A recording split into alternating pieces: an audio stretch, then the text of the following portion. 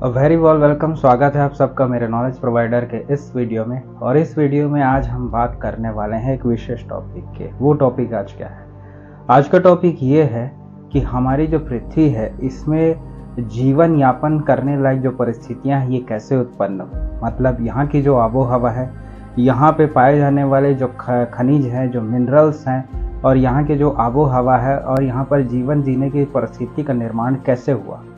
ऐसे तो देखा जाए हमारे जो सौरमंडल या हमारे सोलार सिस्टम में बहुत से जो ग्रह हैं जीवन में, जिसको अराजक ग्रह भी कहा जाता है, जहाँ पर जीवन जीने की कोई संभावना नहीं है, यहाँ पर वहाँ पर जीवन दिखता भी नहीं है। तो ये जीवन जो बेहीन ग्रह है, मतलब आप ये कह सकते हैं ये ऐसे बेजीवन ग्रह है जहाँ पर जीवन की कोई निशानियाँ नहीं मिलती। तो पूरे ब्रह्मांड में जब अभी तक हमारे शोध हुए हैं, जहाँ पर हम कई एक्सोप्लैनेट को बस रिसर्च करके या उन पे सर्च करके या सैटेलाइट्स के थ्रू वॉच करके एक प्रेडिक्शन, एक अनुमान लगाते हैं कि यहाँ पर जीवन की संभावना हो सकती है। और एक तक यहाँ भी आता है कि हम उस जोन पे हैं सौरमंडल का जिसको गोल्डीलॉक्स जोन कहा जाता है, जहाँ तापमान कुछ इस तरीके से है जिससे कि यहाँ पर जीवन पनप सकता है।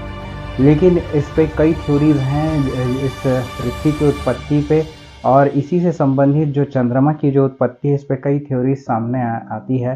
और इस थ्योरी में सबसे जो इंटरेस्टिंग थ्योरी यहाँ पर कहना चाहिए जो थिया नामक थ्योरी है।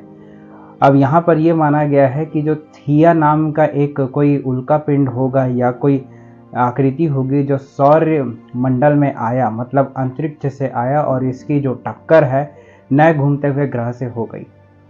तो उस समय ये माना गया था कि सबसे शुरू हमारा सौरमंडल बस निर्माण कर रहा था। यहाँ पर जितने भी जो ग्रह हैं जो आपको आज बने हुए दिखते हैं वो वैसे नहीं थे।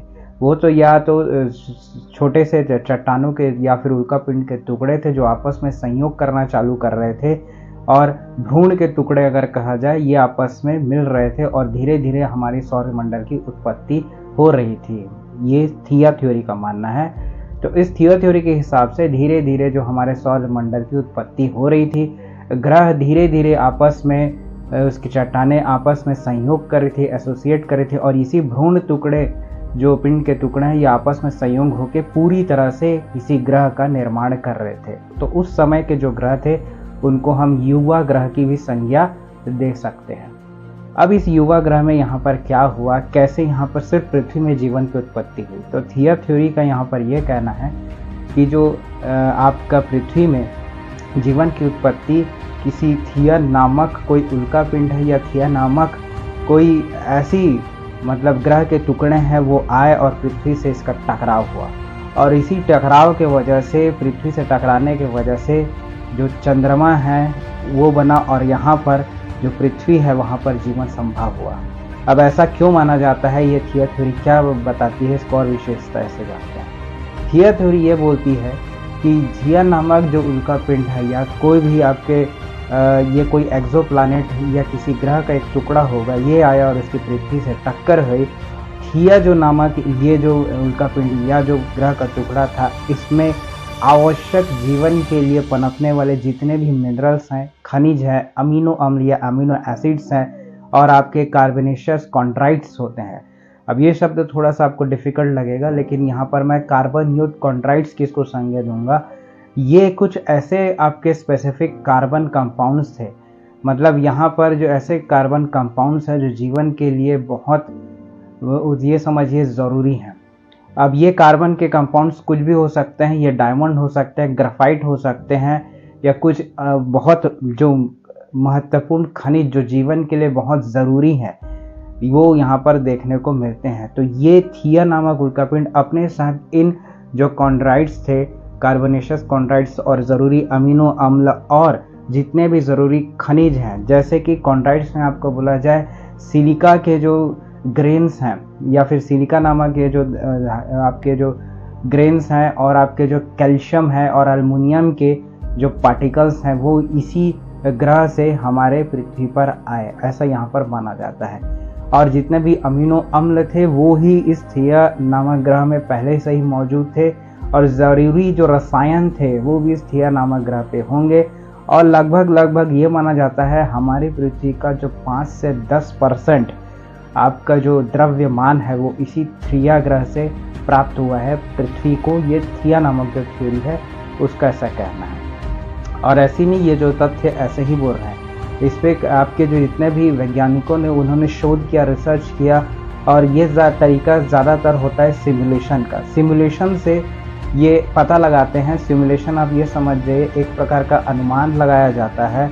आपके जो कंप्यूटर्स होते हैं या फिर जो अब आपके एआई हो गए हैं, और इसमें एक सिमुलेशन किया जाता है, एक नाटकीय ढंग से उसी प्रकार की परिस्थिति उत्पन्न की जाती है। और इस परिस्थिति में पृथ्वी पे क्या पॉसिबिलिटीज़ होंगी या फिर कैसे स्थिति उत्पन्न होंगी उसको आंका जाता है। और उसके जो प्राप्त रिजल्ट्स होते हैं और उससे जो रिजल्ट्स मिलते हैं उसके आधार पर एक थ्योरी का निर्माण होता है, जिससे कि ये थ्योरी आज हमको देखने को मिल रही है।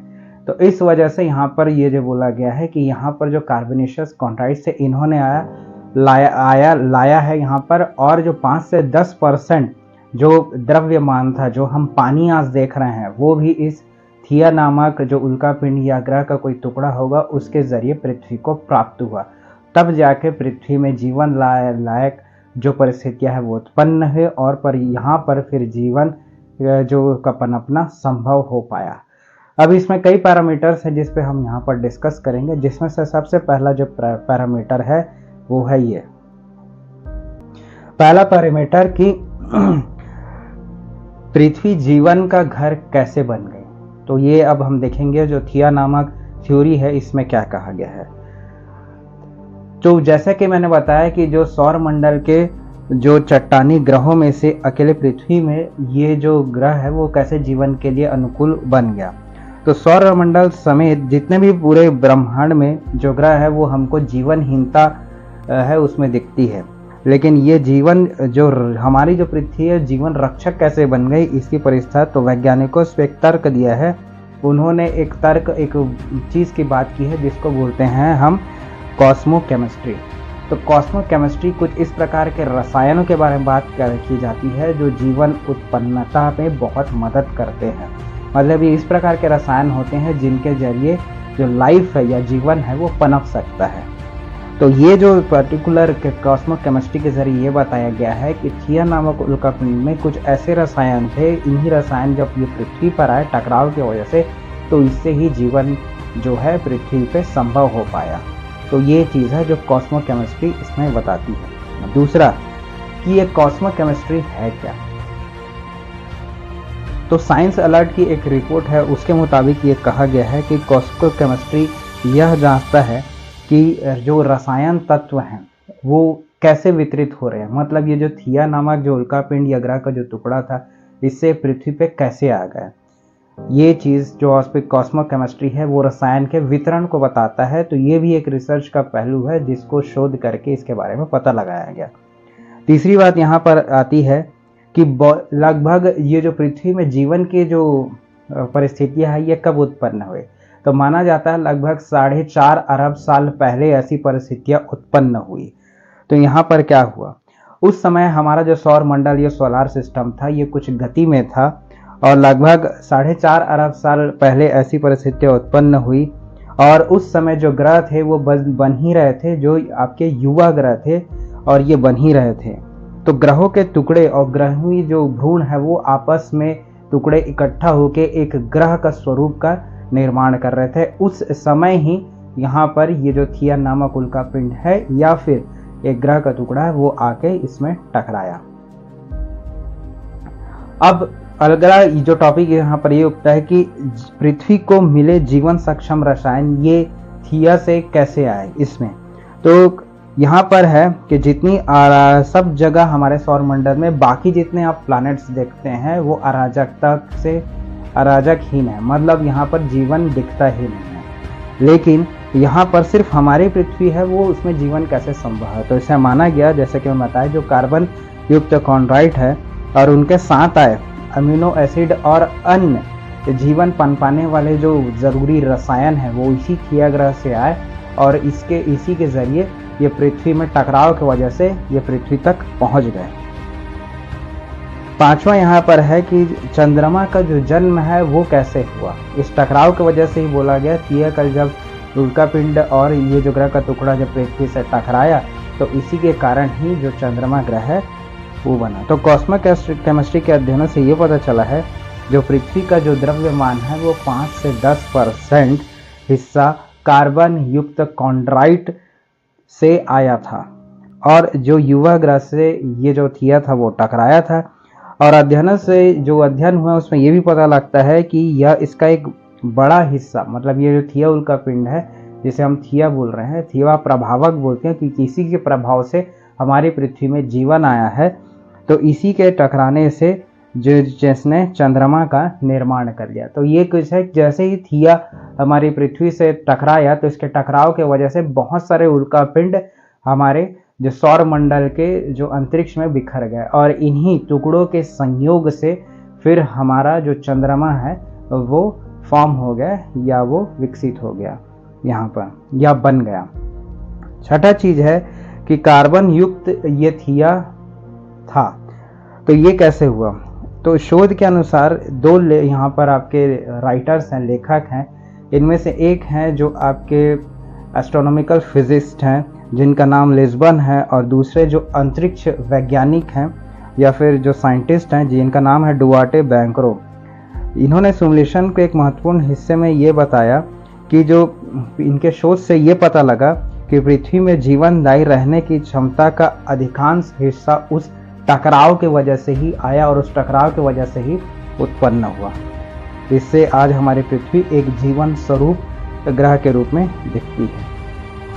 और ये बोला गया लास्ट में है कि ऐसा हुआ कैसे। तो माना जाता है बहुत सारी पॉसिबिलिटीज में एक पॉसिबिलिटीज ऐसी है जिससे कि पृथ्वी पर जीवन होना संभव होता है। कहा जाए लाखों संयोग सही होने पर यहाँ पर जीवन बना। ये पूरी थ्योरी है, ये थिया जो नामक उल्कापिंड की थ्योरी है, इसके मुताबिक जो हमारे पृथ्वी है उस पर सब ऐसा हुआ। तो ये चीज़ हमको देखने को मिलती है।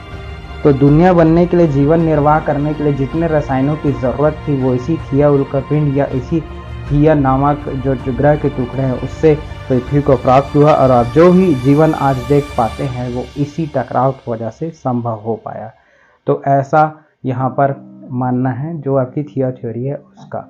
तो होप ये वीडियो आपको अच्छा लगा होगा। आप कमेंट करके बताइए वीडियो आपको कैसा लगा। मिलते हैं नेक्स्ट वीडियो में, तब तक के लिए बाय।